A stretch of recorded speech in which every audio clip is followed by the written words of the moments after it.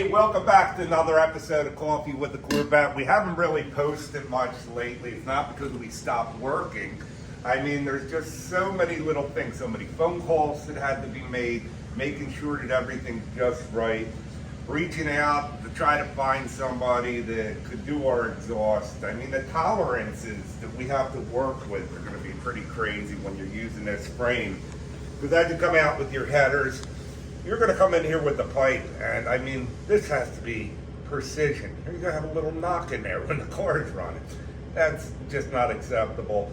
Nobody that I could find that I was going to be happy with, so what we did is we just went out and we got ourselves a nice Ben Pearson exhaust tubing bender over here, so now we have the capabilities of doing the full exhaust in-house. Again, this car, without a question, at the end of the day, it's going to be about bragging rights. You know, having a vehicle like this, it's not about, I want a Corvette. This is about bragging rights, without a question.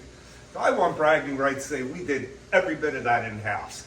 With the tubing bender, it might be a crazy investment, but we need it, we have it, and let's go take a look at some of the other things going on.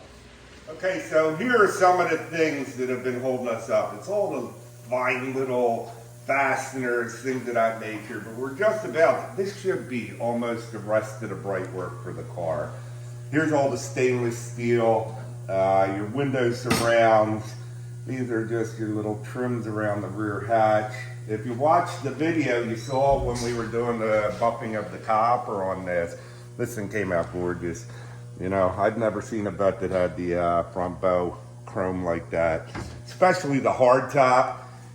The hardtop's probably never even going to be put on this car. It's going to sit over on a rack, again, for bragging rights. It's going to sit there with all the bling, and God bless you if you're able to do that. Let's go take a look at our power plant. Okay, so here we are. We finally have the power plant. We returned the 4L75. Wasn't going to be acceptable. So now we have this big boy. I hope.